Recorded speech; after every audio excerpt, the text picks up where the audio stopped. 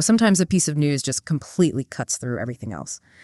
And this week, for me, it was the announcement that India suspended the Indus Waters Treaty with Pakistan. Yeah, that definitely stopped me too. A 65-year-old treaty that survived actual wars and, well, constant tension. Exactly. It's pretty huge. So in this deep dive, that's what we're tackling, this really unprecedented move. We've got some news reports, initial analyses trying to make sense of it. Right. And our mission really is to try and understand, okay, what are the immediate reasons given for this?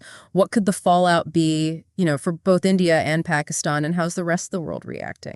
Yeah, we want to get beyond just the headlines, try and piece together what's really going on, unpack the trigger, the history, the potential consequences. Okay, so let's start with the spark. The reports are pretty clear, aren't they? They link this directly to that awful terrorist attack in Pahalgam. Tragically, yes. 26 lives lost. And India has very publicly attributed that attack to militants operating from Pakistan.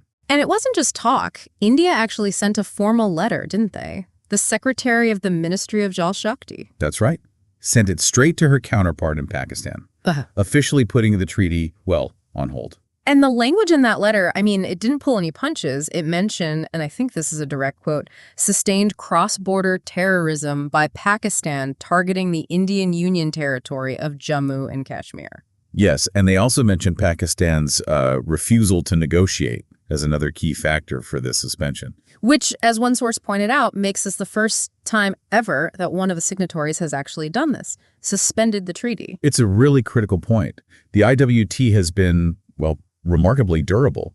For India to take this step now, it says a lot about how seriously they view the current situation. Maybe we should quickly just remind ourselves what the Indus Waters Treaty actually is. For anyone needing a refresher, its core function. Good idea. So it was signed way back in 1960. The World Bank was heavily involved. Think of it as a water-sharing rule book for the Indus Basin. Right. It basically split the rivers. The three eastern ones, Sutlej, Beas, Ravi, they went to India for their unrestricted use. Okay. And the three western rivers, the big ones, Indus, Jhelum, Chenab, were allocated to Pakistan.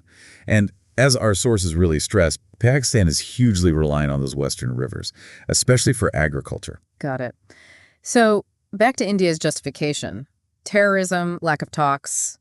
Was there more to their official reasoning? Well, the core message really hinges on that the persistence of what India calls cross-border terrorism, creating an environment where, from their perspective, upholding the treaty just wasn't sustainable anymore.